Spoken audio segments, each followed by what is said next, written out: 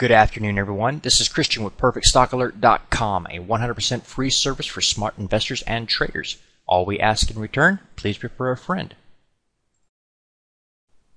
Today we're going to be looking at the Williams %R momentum oscillator. It's also referred to as a %R oscillator. This is, in short, an inverted version of the fast stochastics. I'll show you that in a moment. Basically what you have here is an oscillator that is range bound, therefore you can tell when it's overbought or oversold in certain situations if you're trading sideways. You can also spot a strong uptrend or a strong downtrend with it. There's many different things you can do. Basically anything you can do with the stochastic oscillator you can do with the Williams %R. However, there's a couple of things that the stochastic oscillators can do that the Williams %R cannot do, and for that reason alone, I don't really see a reason to use the Williams %R over the stochastics. So that's just my personal opinion, but I'll show you what we can do with this. Whenever you have a situation, you're looking at this and you're wondering where does this line come from? Where do they get this number? What they do is they take 14 periods, the last 14 periods, and that's this number right here.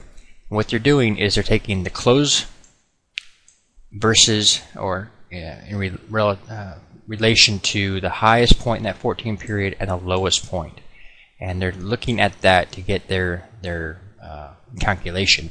If it's at the bottom, if the close of this period was at the bottom of this particular range, then your Williams %R would be actually at the bottom below the -80 line.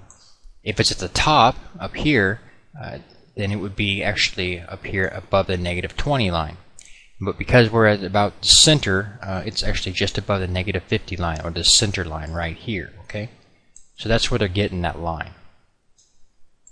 When we use the Williams %R as an oscillator, we're looking at it and saying that the anytime that the Williams %R moves up above the -20 line, up this line that I've just drawn here, that's where you're going to start getting toppy. You start getting a pullback here, here, here, here. Okay. Whenever you're looking at it again as an oscillator and you see it fall below the -80 line, okay, right here, then that would be where you were looking for your entry opportunities. All right, or you'd be looking at it being oversold, but looking for a potential bounce to the upside. Some people will simply look at it and say, whenever she breaks down below this line again, after she jumped up there, when she breaks below it again, that's a sell signal. You should short, and they can do that repeatedly.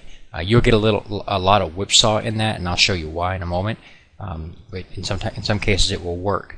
On the bullish perspective, it's the same way. Once she's pulled down below that, let me clean that up again so you can see these lines. When she's pulled back down below the -80 line right here, this -80 line, like she did here, here, and here, they look for buy opportunities, and they say whenever the Williams %R jumps back above that 80 line, then that would be a buy signal. That is true in some cases, and in some cases it will give you losses. The basic thing you need to know is the overall trend of the chart before you attempt to use this for an oscillator.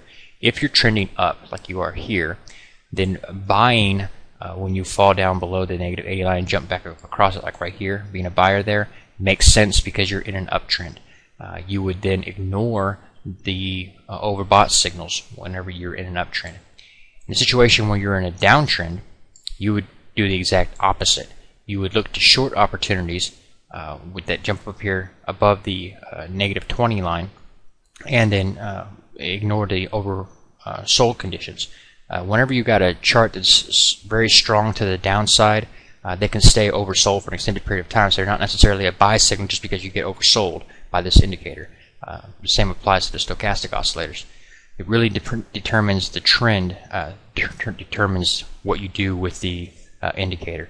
If you had a situation where you were moving sideways and price activity was just doing this number for an extended period of time, not actually moving higher or lower, you're just trending flat or sideways, then you could use both sides of the oscillator. You could short here, you could buy here, short here, buy here, that kind of thing. The Williams %R can also, like I said, show you when you're in a strong downtrend or a strong uptrend. In a situation when you have a strong uptrend, your pullbacks will not see the Williams percent R fall below the 50 line. Right here, you are a strong uptrend, so when you were pulling back, you did not fall below that. You actually find support at that level and at that zone. Here, when you're looking at a strong downtrend, you're seeing the same thing here, where you're jumping up here and you're unable to break beyond that halfway line, that negative 50 line, and that's telling you you're in a strong downtrend. The same thing can be signaled with the stochastic oscillator. Now, some people are bound to attempt to try to use the Williams percent R as a divergence indicator. I wouldn't do that, and I want to show you why. I'm going to really get into this, but a divergence, for those of you who don't know, is when your momentum is doing something different than your price activity. And the idea would be the situations where you have a high point here, okay, on the 24th, corresponding with this high point, and a lower high point here corresponding with this high point, right? So you've got this is trending up and this is trending down, and then they would be looking for this as being a sell signal, basically. And this particular situation here, you would look at it as being pulling back down here below the negative 20 line as being a confirmation that you could do that, and then you would look for it to fall below the 50 line for even that much more confirmation. Well, by this time you're here, so you start shorting expecting to sell off, and you don't get it. You may have got it later, maybe you want to stretch it out that far, but I'll show you why I wouldn't do that with this. It's not exactly the same thing as the fast stochastic, so let me show you that. Okay, here we're looking at the two different indicators side by side. What the Williams percent R really is, it's just very simply the percent K of the fast stoch. I mean, it's identical. Every single move by the percent K of the fast stoch is tracked by the Williams percent R. Okay, there's not any difference.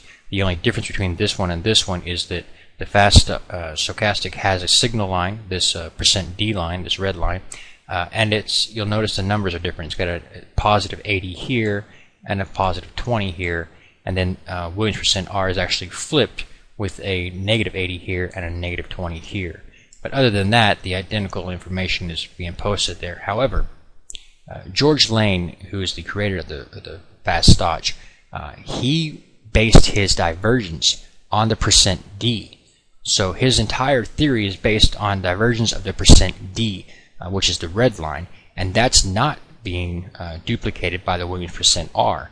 So I would argue, or at least it could be debated, that you shouldn't attempt to do divergence analysis the same way on Williams percent R that you would on the fast stochastic. This was so important to George Lane that he actually came out with the slow stochastics to push that point. So yeah, I would use the Williams percent R as an oscillator, first looking at the trend and then using it based on the trend I was in, but I wouldn't attempt to use it for finding divergences. Though it may work on occasion, I wouldn't personally do it.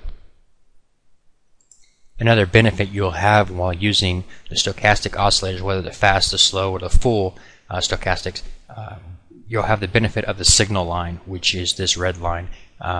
That's not available with the Williams percent R. They actually, at stockcharts.com, you can apply a signal line, which is just a simple moving average, to get that benefit. But if I'm going to do that, why am I not just using the fast stoch or the slow stoch or something like that? So I don't really see the actual benefit on my own, other than it is visually more appealing, being that it changes color when it crosses the line, so you can spot it at just a glance. But other than that, I really don't see a big benefit to it. Now let's look at a couple of examples here of what I'm talking about, what spotting divergences here. You've got a low point here and then an equal point here. This is basically just moving sideways right here. Maybe a slight up by minute measurements. Here are the same points using the fast stoch at the proper percent D. So you're looking at this red line here. You see here much higher. Here it's obviously clearly up there, and while price was actually moving down, that is a bullish divergence here. This may be missed. Also over here you've got it again. You've got a situation where you have a low point here and an equal low point here. You may look at that as being divergence as momentum was flat, or maybe slightly ever so minutely higher, while price activity was making lower lows. However, if we look at the fast stocks, you'll see a low point way up here, a lower low way down here. There is no divergence here according to the method used by George Lane, who actually developed the fast stock to begin with, which 1% R turned around and tried to reuse. So I would be leery of trying to find divergences using the Williams percent R.